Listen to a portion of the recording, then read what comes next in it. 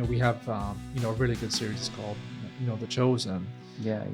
And The Chosen don't really basically they're not it's not being released on like say DVD. Its primary thing is online Streaming. distribution and streaming.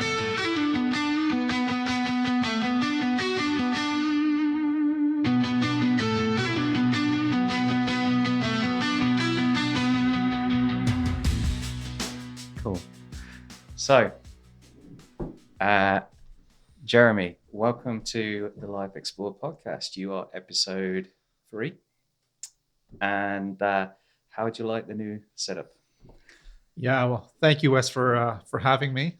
Basically, yes, it's exciting to be in the new set here. I think we've definitely come a long way over the past several weeks, and it's great to see that it's all come together. It's cool. I really like the lighting. I hope it comes through well when people are watching. So, how about, Jeremy, we start with just introduce yourself a little bit, just a little bit what you who you are, what you do, and then maybe we'll just dive into. I have some questions for you, and we'll dive into it. Yeah, sure. Well, my name is Jeremy. I've been coming to the church here for a better part of 7 years, and which is as long as I've lived into the area. Originally moved from Canada a long time ago, and have basically made a life here for myself, and and got to know like a lot of people in the area and in the country in general, really. And you're currently a chief technology officer. I am, yes. I've been always involved with technology, basically for since I was really young. It's always been a kind of a passion about mine, but also I've also been working in like media or post-production and that sort of stuff ever since, and that's also been another interest of mine ever since a very young age. Awesome. And you're married as well? I am, yes. I'm very happily married, basically for several several years now. It's amazing how fast time married goes. To Louise. And and we live locally here in the area. Yeah. And tell me about when you got married. Okay, so obviously you get to meet your parents, and the mother and father-in-law.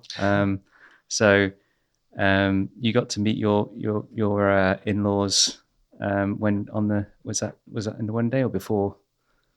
When did you meet your in-laws? Oh, well, we met them, I would say probably 2 or 3 years before we got married. Yeah. Yeah. And Louise, your wife, when did she get to meet her in-laws? Well, yes. So she got to meet, I think, meet my parents for the first time when we were near my parents' place, and on a very brief trip to roughly like where my parents live, and and that was, I can't remember exactly when that was, but it was a good several years ago now. I have it on good authority that was on the weekend of the wedding. That you had to. Were you there at the time when Louise met him? Not when the two parents not when everyone met in person. No, that's correct. Yes, I see what you mean now. Yes, I was not there at that moment. I was away for work. You were away. You had to head out. So Louise had to meet her in-laws, and once she hosted them they were staying there for the weekend, I think. Yes, before the wedding. They were near basically where Louise was living at the time. Yes, I got that. Yeah. I did some reconnaissance and got that information. Did you know? So that was one of the questions I was hoping to ask. There's another, there may be another we'll talk about later. So I just wanted you to feel a little bit embarrassed before we start the main questions. Get a little bit to know a little bit about you. So yeah, your sort of profession you mentioned is in the media space. You worked for a long time for an animation studio, right? Yeah.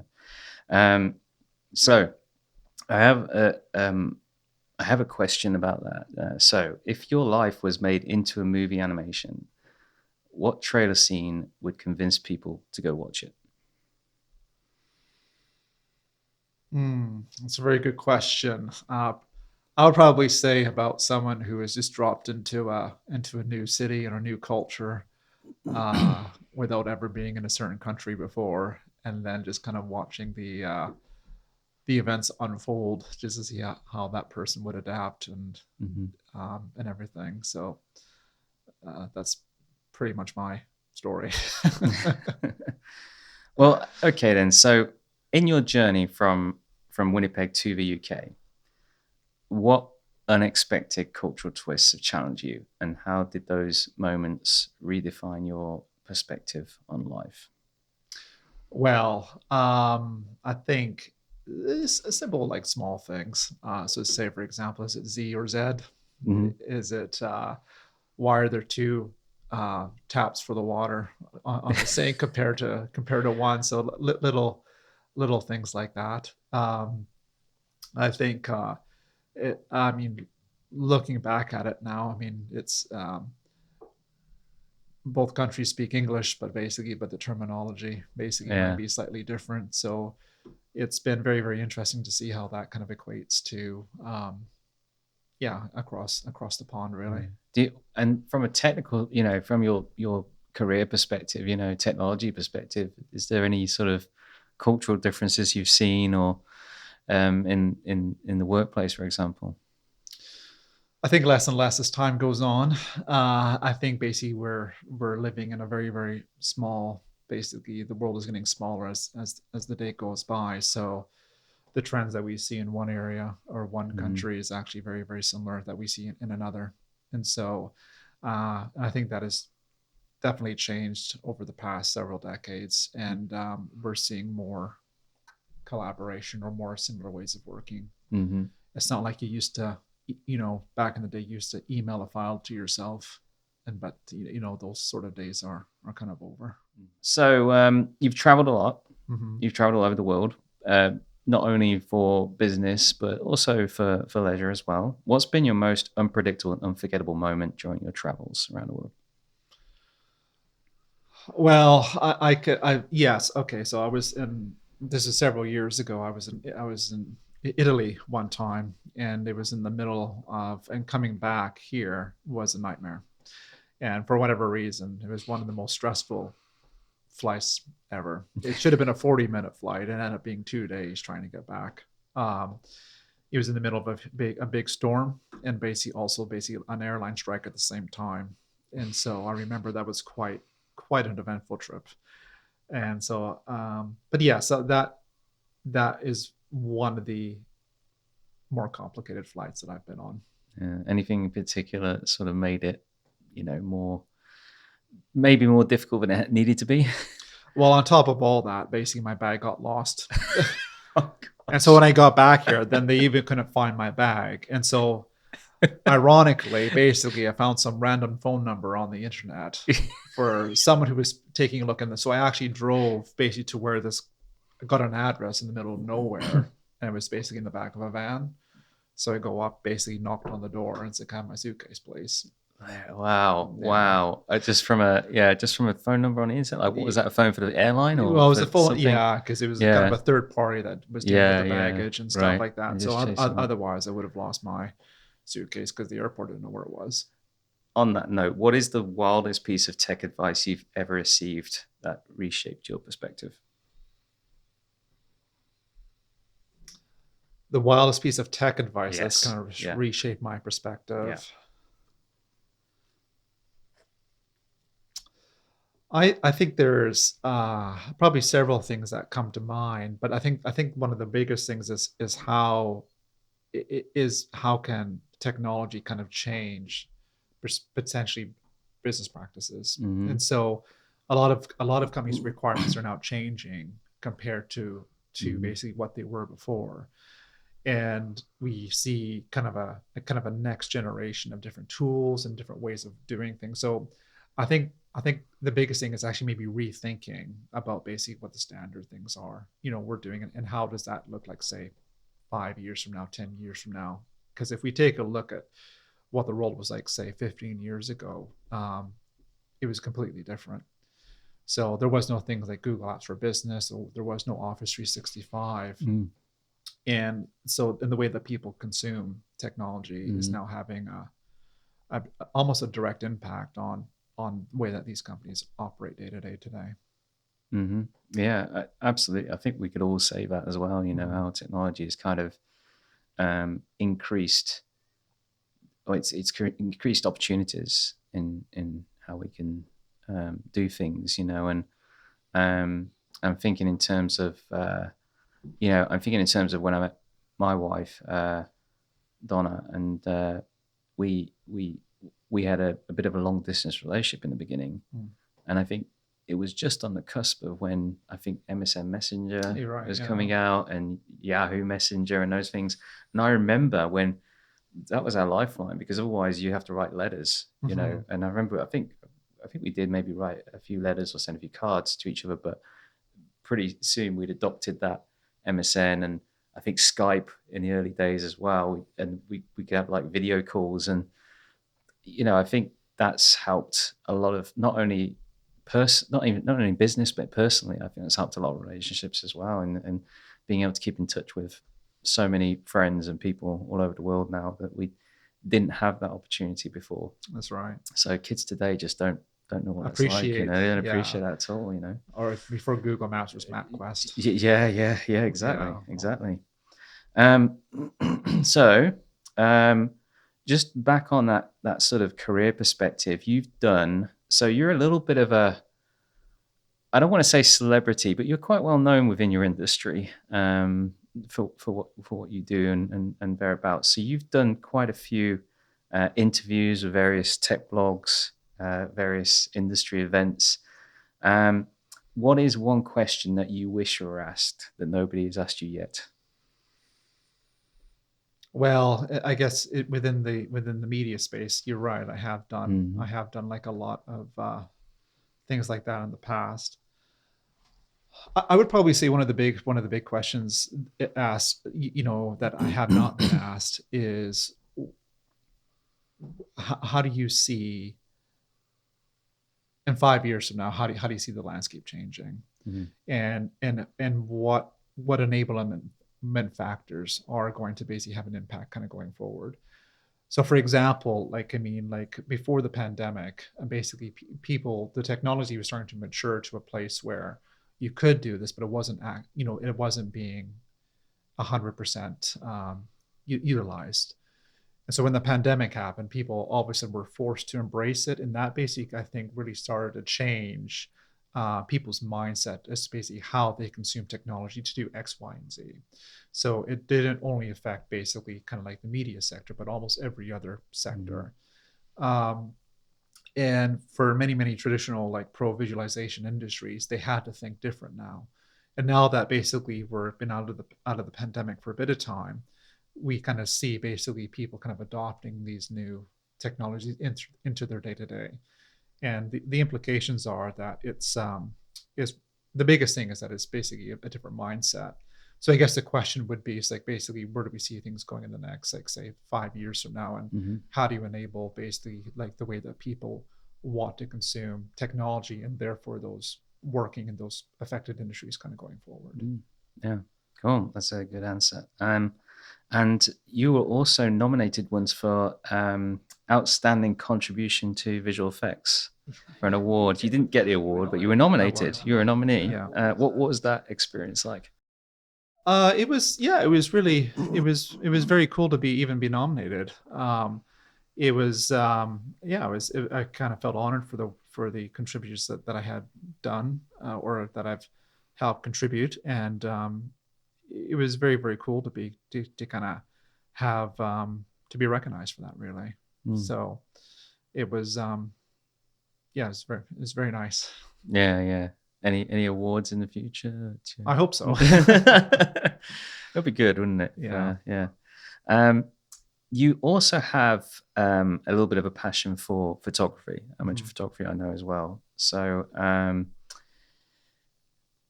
when you're behind the lens, adjusting your aperture, and you're choosing between a wide open view or a light focus, how does that decision making process reflect your approach to life's big choices? That's a very deep question. So I suppose, like, basically, for those who don't know much about photography, like, I mean, if you have an aperture that's set to something like 1.4, 2.8, you get what's called a very shallow depth of field. And what that does, that basically draws your attention to very, very a narrow, basically, field of focus within an image. Mm-hmm. And so it helps really, really define your focus. And so if you want to be kind of like laser targeted on one specific thing within your image, that allows you to do that. And so I suppose compared to, like, say, the aperture on the other end, say f22 or f8 or Mm-hmm. whatever, and that basically you have more things in focus basically within that range. And so I suppose if you want to basically kind of like parallel that to life, you can be really focus on one specific things for a period of time, but it's also good to essentially kind of like open up the aperture as well, just to kind of see things from a bigger picture. And how does this one thing that you're focusing on, how does it play into the larger scene? Picture, yes, the larger Exactly. scene, yeah. Yeah. So that's probably like a really interesting parallel. And you could say the same for, the similar analogies for light and color Mm-hmm. and that sort of thing as well. Mm-hmm. But yes, and as long as you're able to kind of have that focus in the right lens, and then you're able to do that. Awesome. Okay, I'm going to do a jump here to tell me about the sleeping dog. The sleeping dog. Yes, the snoring dog. Okay. Well, we used to have some dogs growing up, but um, I mean, we used to have several pets growing up, and one of them used to snore quite a lot. I mean, I remember one time I was about probably 10 years old or something like that, and my parents thought that I was snoring. They came to wake me up several times, only to realize that it was the dog that was in my room next to me that was snoring, and so they were shaking the wrong person or thing. So that's the story. Was it that loud? It was that loud. But the thing is, though, she was sitting right by. She was sitting right by, kind of Yeah. like the vent and stuff like that. And it kind of like just resonated throughout the entire house. They thought it was you. Yeah, if they thought it was me. How long did that go on for? Oh, I think a couple of hours or whatever. Yeah. So anyway, but yeah, it's a story that I've. It's a story that it's still told at Christmas time. That sort of thing. That is something that is quite funny to get blamed for. Snoring. The snoring dog. Yeah, Okay, well, so we've learned a bit about you, which is excellent, and I think there's been some fun questions there, some fun answers. So this is the second part of the podcast where we really want to talk about your passion and what your vision is. So we had a little bit of an inkling of that already in the prior discussion, and you've hinted at that. So we'll talk about that now.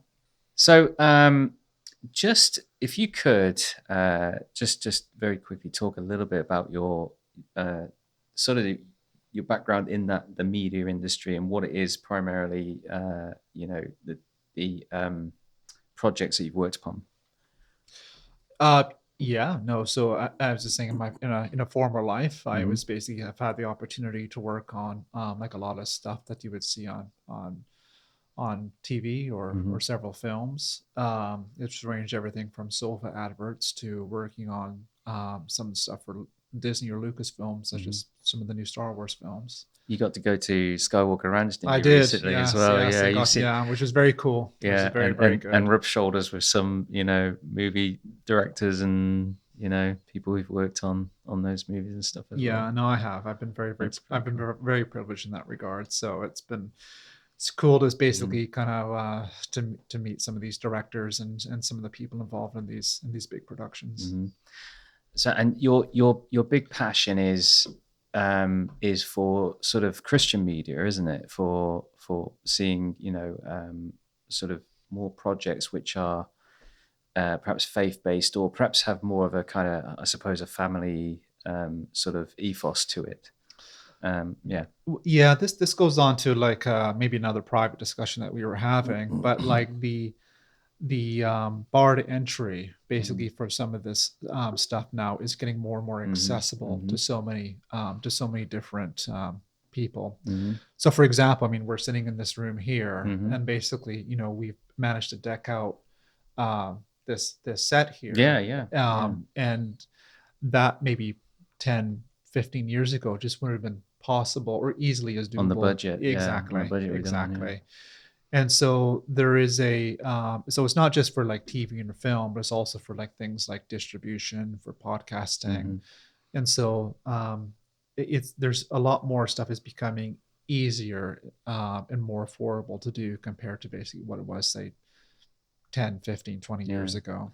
I think like 2 decades ago, I mean, the most sort of advanced, um, sort of media that you had was VeggieTales, right? That's the one I can That's right. think of Yeah. and most people think of, right? That was CGI, and at that time, that was quite advanced CGI. Yeah. Yeah. But a lot of, you get a lot of Christian movies, and Christian media have always been kind of very low budget affairs, and sort of Well, I think there's probably it kind of goes into the business maybe side of it because historically mm, you would have been like a DVD release or it would have been a mm, VHS mm, release, but now we have a really good series called The Chosen. yeah, yeah. And The Chosen don't really basically they're not it's not being released on like say DVD. I mean, you can get it on DVD, but Hmm. but its primary thing is online Streaming, distribution, yeah, is yeah. streaming. And you can get Amazon Prime as well, right? Exactly. Yeah. And so that is one of the biggest things that's really changed that a lot, because no longer are you having to deal with like say different distribution rights on a territorial. If you download that app, anyone on the planet can watch it on a mobile phone or a tablet or online, and it's almost kind of like the traditional way of distribution is almost being now thought as an afterthought. So, and most people like rent stuff on Google Play or Amazon Prime, or they buy it they buy it and keep an electronic version rather than keeping it on your shelf. Hmm. And so I guess, working in that sort of fast-paced world of the film industry and that environment, um, how would you maintain for yourself personally, a balance between, the artistic projects that your company undertook, because your company was a general studio, worked for Disney and doing all sorts of different projects. It wasn't a Christian, organization, media organization. And then how would you balance that with your sort of your own standards of your own Christian faith? As far as like the content being Yeah, produced. yeah, yeah. Well, the vast majority of the shows that we worked on, I Mm, mean, they were basically fit for television, mm-hmm, and so I wouldn't say, I mean, I was never really involved in anything that mm, directly challenged that, if that makes yeah, sense. yeah.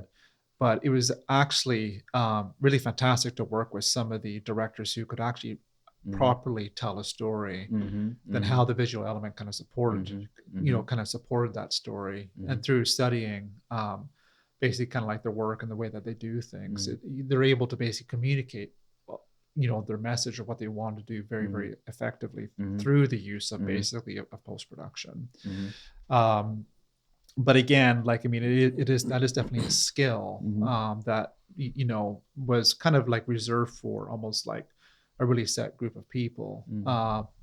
But now like there's a tremendous opportunity for indie filmmakers yeah, or for kind of going forward. So it's interesting to see how as the technology advances, mm, basically it's going to create the opportunity for others.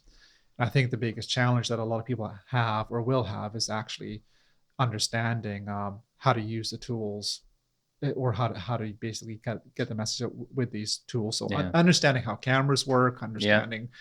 I remember basically when the first, one of the new Star Wars films was released 20 years ago. I think it was the Phantom Menace. I had the opportunity to go and actually see one of the cameras that was developed to shoot this, and this was years ago. I think at the time the camera cost something like 200,000 US dollars. Yeah. Now, basically, you could be you can get something of same or probably better quality for like a tiny fraction of that cost. Didn't you get to go on set as well? Some locations, Oh, I I've got, think. yeah, Yeah, yeah, yeah. yeah, I've been able to go on set to some movie sets as well. yeah, So yeah, it was quite cool to see that. And yeah. sometimes the sets don't look anything like No, what you think they would. yeah. Um, and so it's but yeah, but again, like I mean, you can do things like set extensions and so Hmm. forth. And so Hmm. it's really amazing what you can do in post production these days. Yeah. Um, and that actually is interesting, I think, because again, going back to that production values, right, Mhm. of particularly of like you know Christian media content.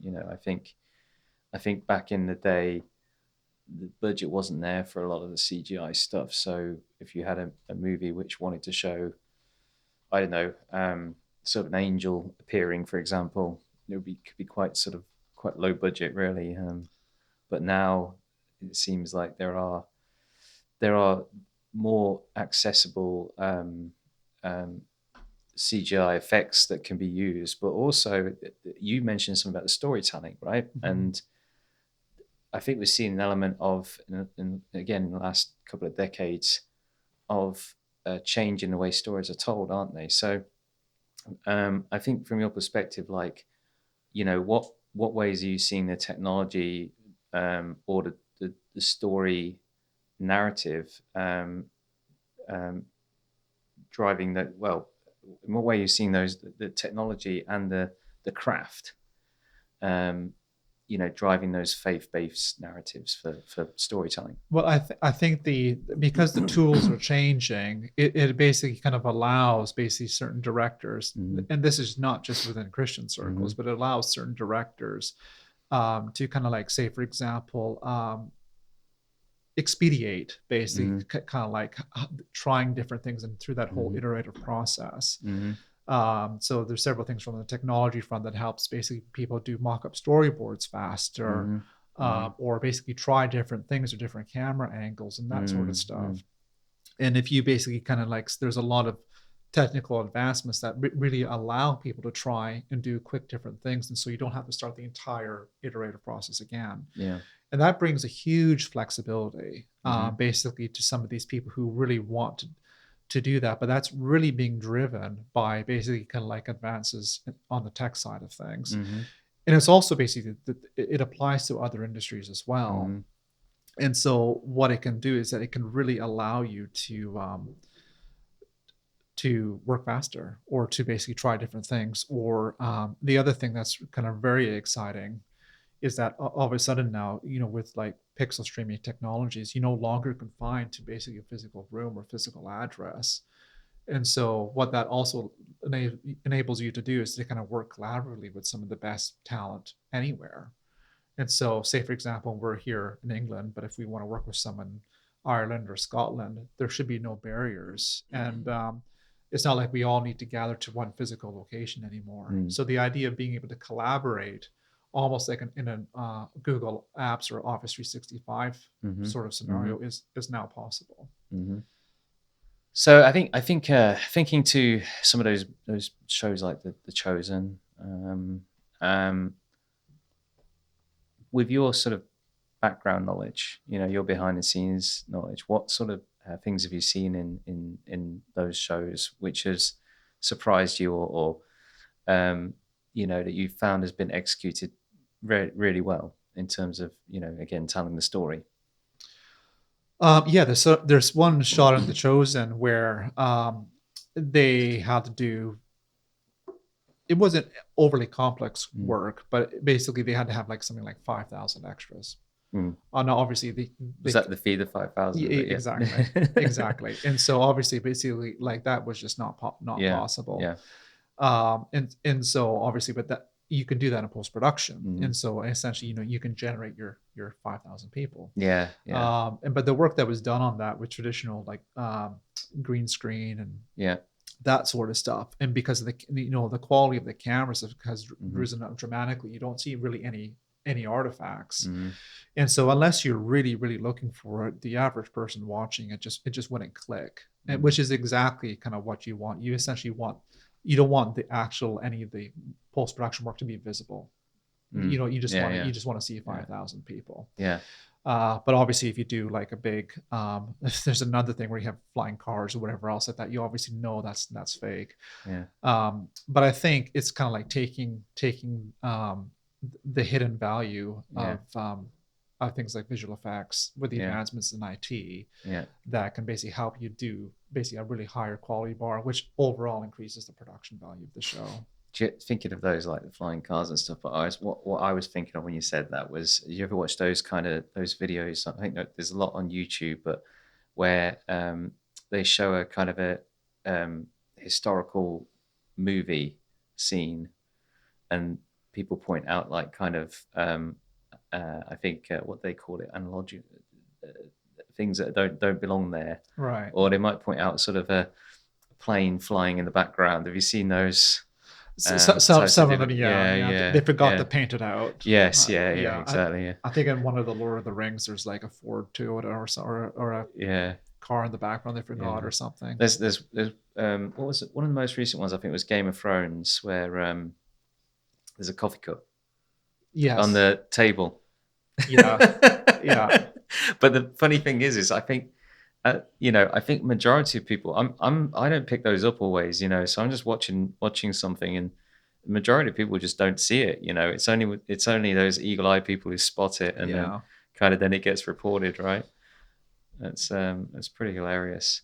But in terms of, I mean, I think in covering up mistakes like that as well, but in terms of just the where things are going, how do you see AI kind of having an influence on those things, and on the industry in particular, and in terms of faith, and in terms of our Christian sort of, um, the objective of telling Christian stories, how do you see AI playing into that?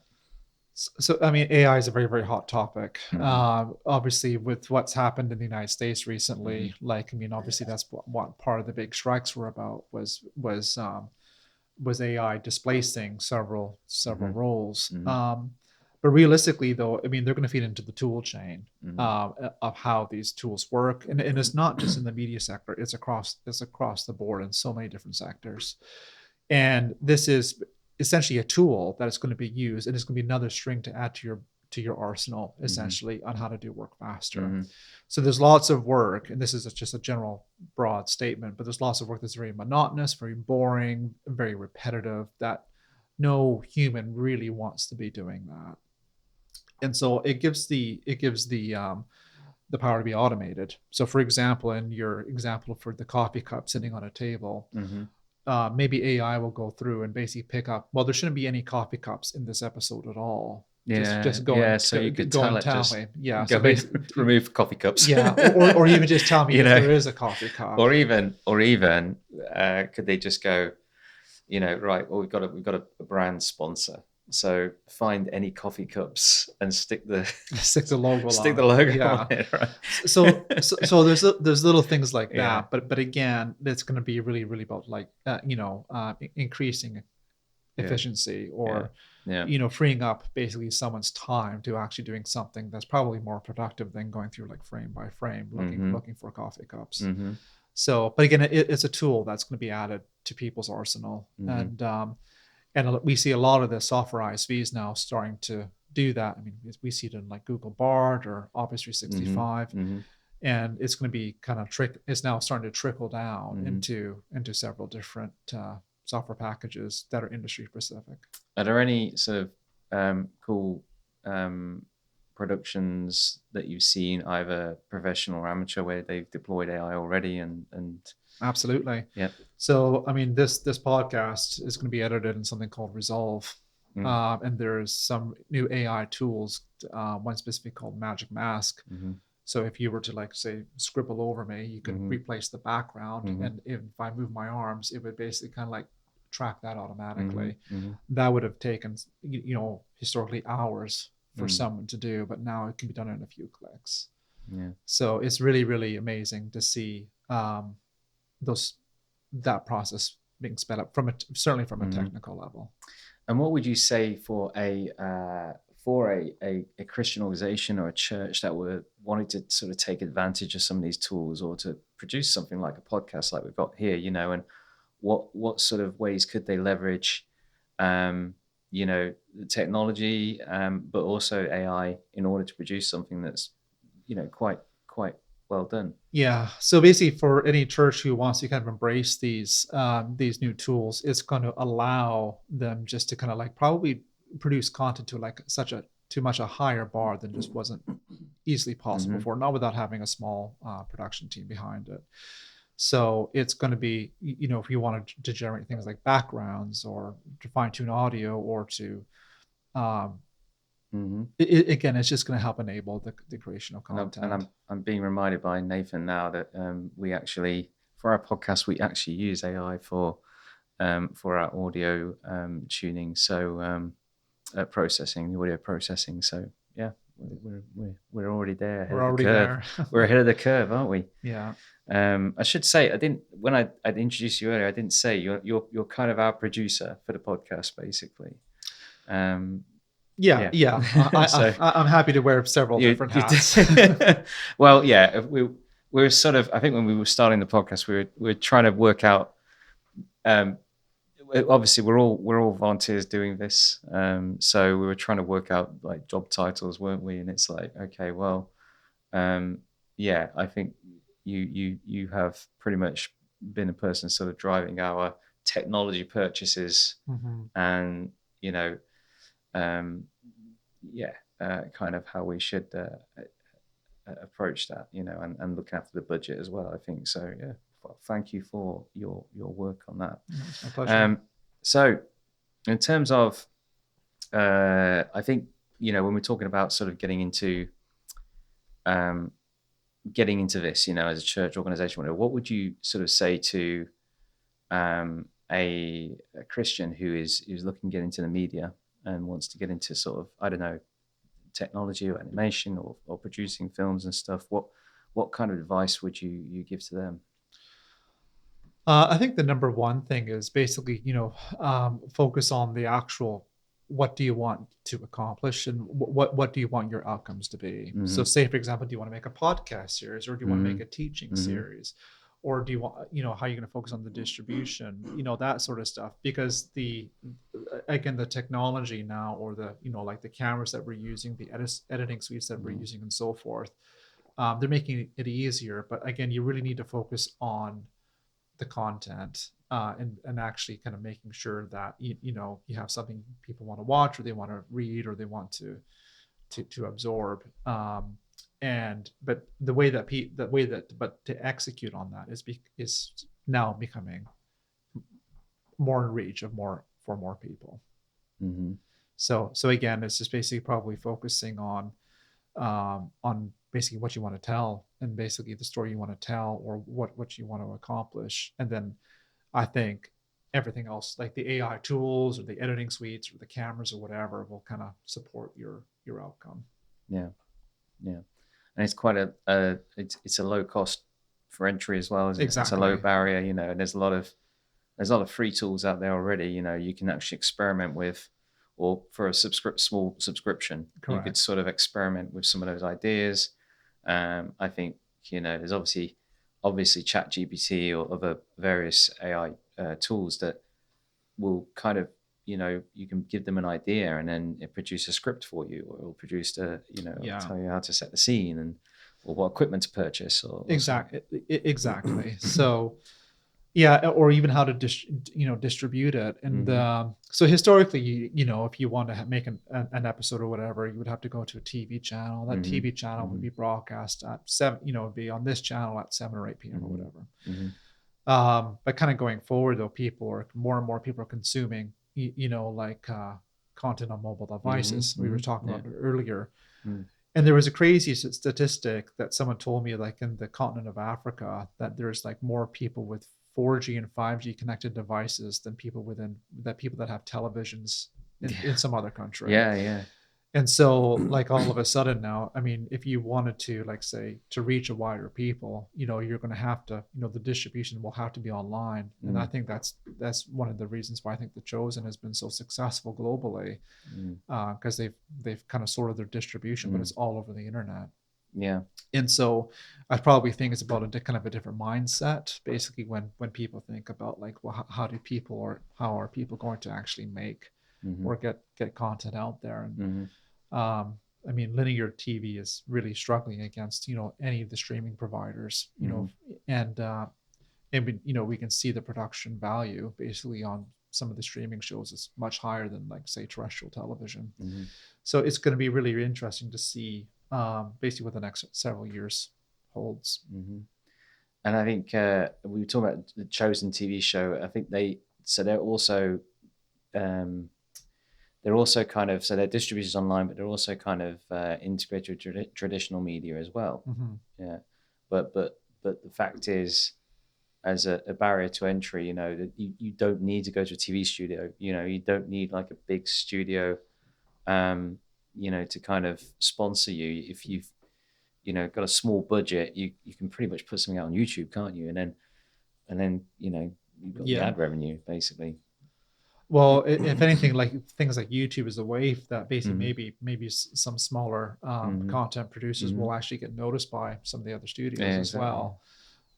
But if you think about it, YouTube is like 20 to 25 years old. Look at the impact that it's changed with how people Yeah. consume media Well, today. yeah. I mean, I probably watch, if I'm honest, a lot more YouTube content than I do normal TV. You Exactly. know, Yeah. um, because there's lots of different topics on there. There's documentaries, there's entertainment. Hmm. There's instructions. I mean, I don't know about you, but whenever I've got to sort of, oh, I've got to, I've got to put a picture on the wall or something, right? And I've got to make a hole in the wall for a screw, or whatever. I'm using this as an example, but I will watch. I'll go to YouTube and I'll be like, okay, what tools do I need? What equipment do I need? And often I find it's really the only barrier is really sometimes you get like an American, and they tell you like, oh, you need this American product, which is just not available in the UK.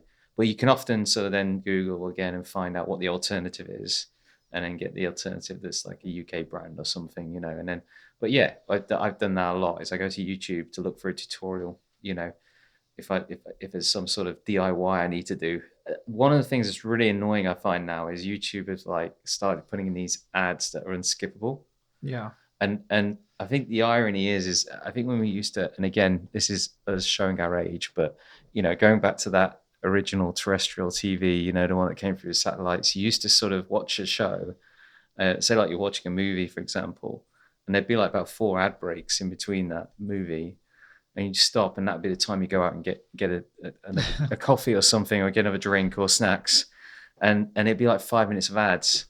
And I remember like the technology came along. I don't know if you remember, like, when you started getting the satellite TV boxes and stuff, you could suddenly sort of pause live TV, Hmm. and then you could sort of skip the ads. And that was like, oh, this is fantastic. And then the internet comes out and you get like YouTube and things like that. And it's like, great, I can actually stream something. There's no ads at all.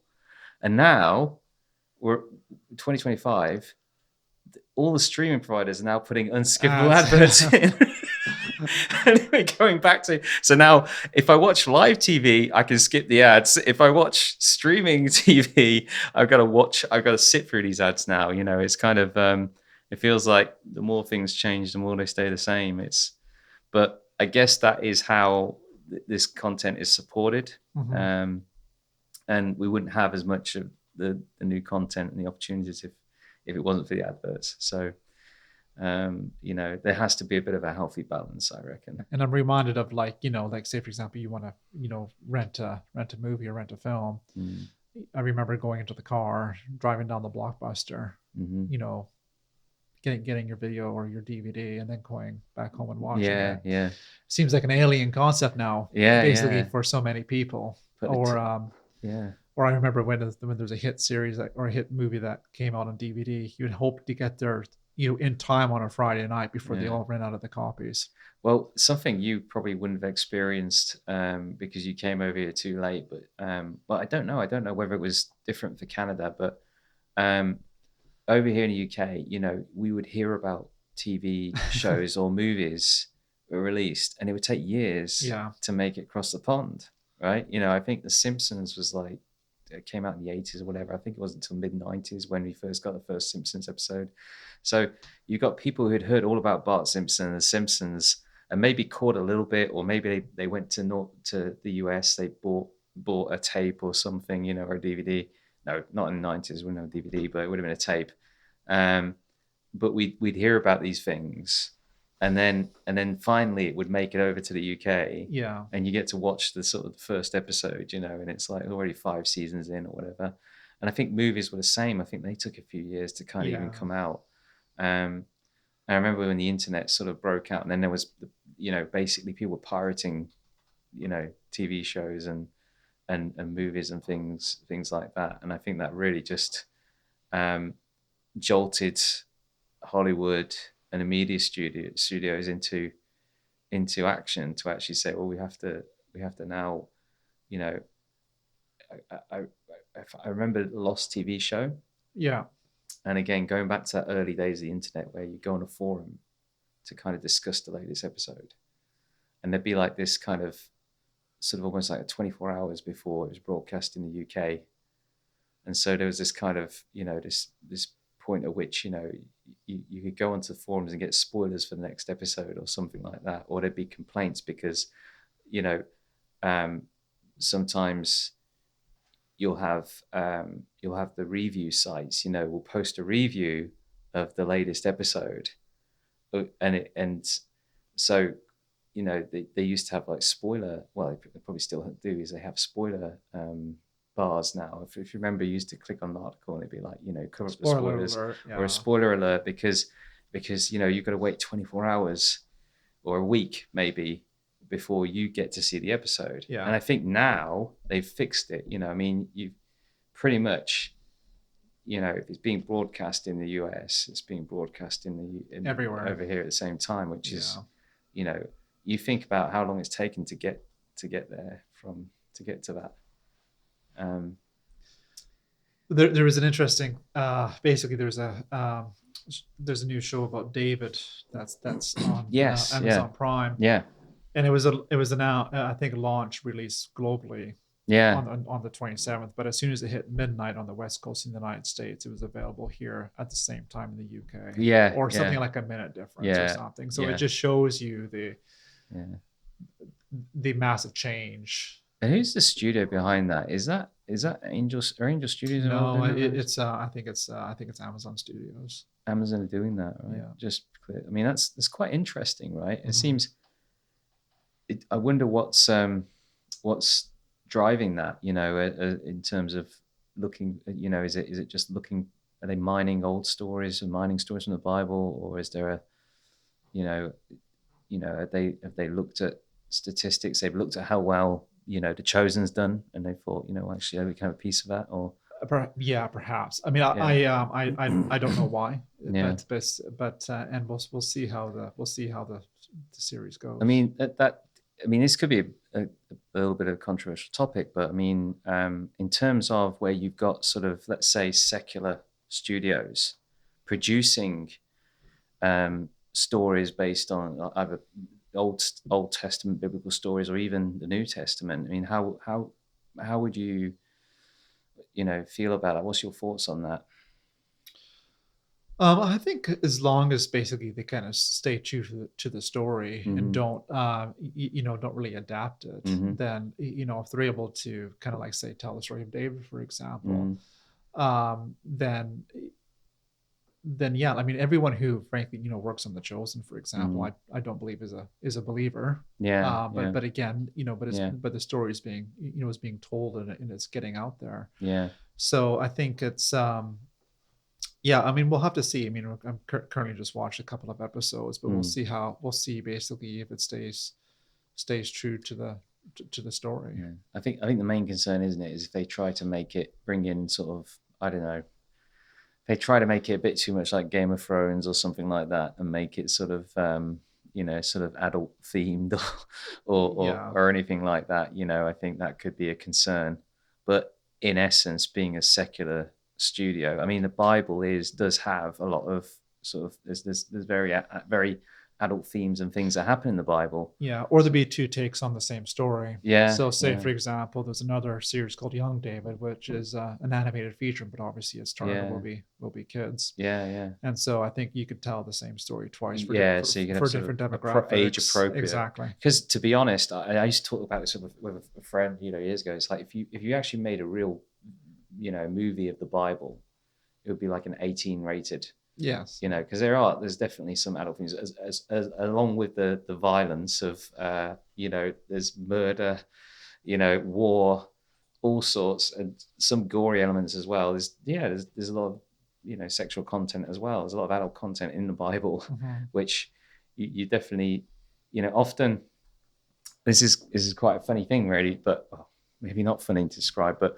when you talk about Noah and the flood, and quite often Noah is told as a children's story, isn't it?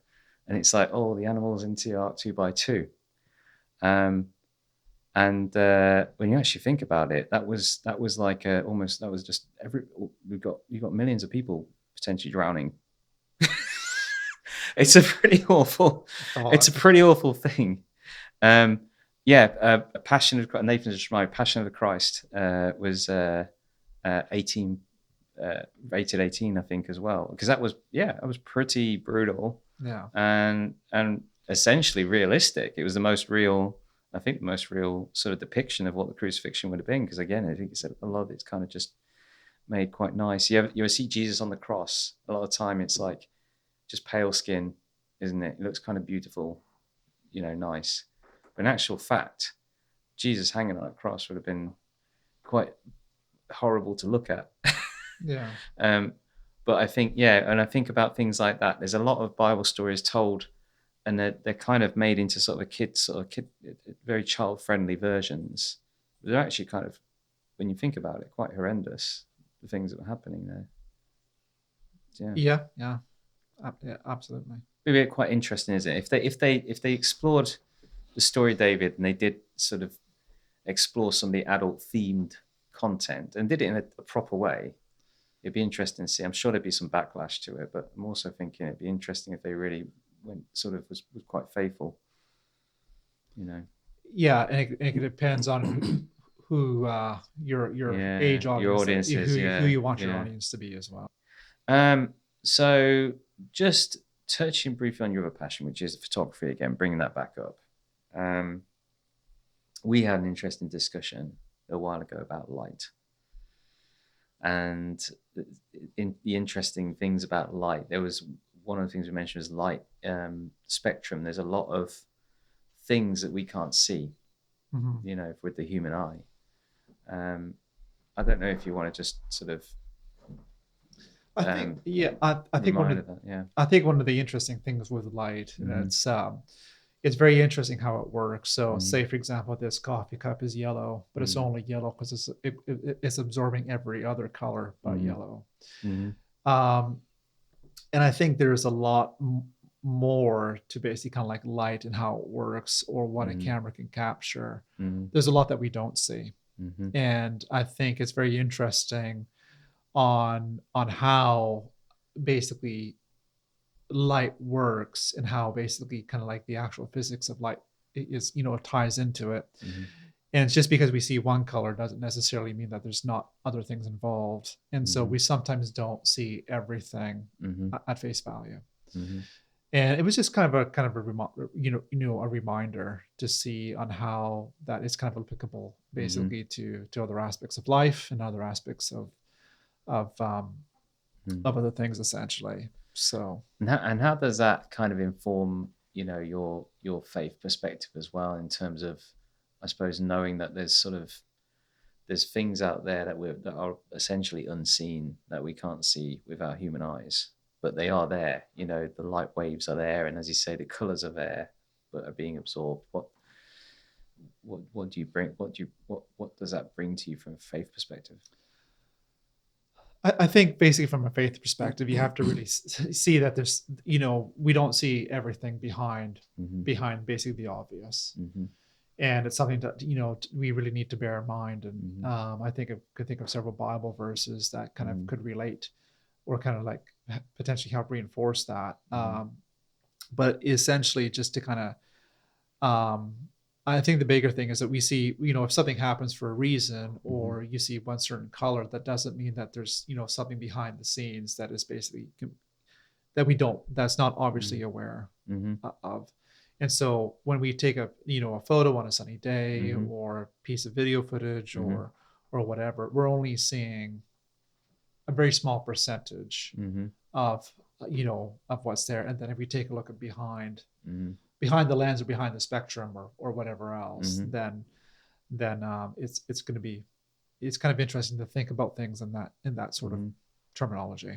And Yeah. so, um, yeah, I hope that kind of makes sense. Yeah, yeah, yeah. In a way, yeah. I think it's an interesting topic, and something maybe that we could explore more, maybe another time as well. But I really like that idea. There's a lot of happening around us that we don't see, we don't hear, Hmm. we don't feel, But we but feel they the effects exist. of We it. feel the effects of it. We see the effects of Correct. it. Yeah. And that's the interesting part, right? And probably, yeah, definitely something we could get into a bit more, I think. But um, I've I think we've covered quite a lot of ground. Hmm. It's been really good to get to know a little bit about you, a little bit about your background, and also your perspectives on the media industry, and particularly sort of how Christians can take advantage of the latest technological trends, and how the barrier to entry now is lower than ever. Hmm. Um, so one final question, Jeremy.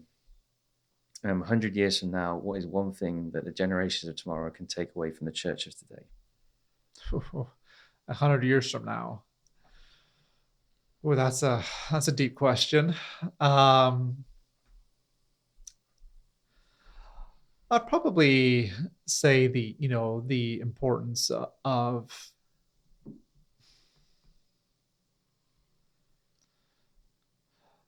probably basically, with working with like-minded people, regardless of where they're based geographically. So I think the ability to kind of work and to communicate and to, to share ideas across huge pieces of land is going to be exciting. And just to kind of like, and to hear others' perspectives from different cultures, with and to see how they align from a slightly different lens. And so Mm-hmm. to keep that perspective open, so how to be aligned on the same things, but come from different cultural Mm-hmm. backgrounds. I Mm-hmm. think I think that would be interesting.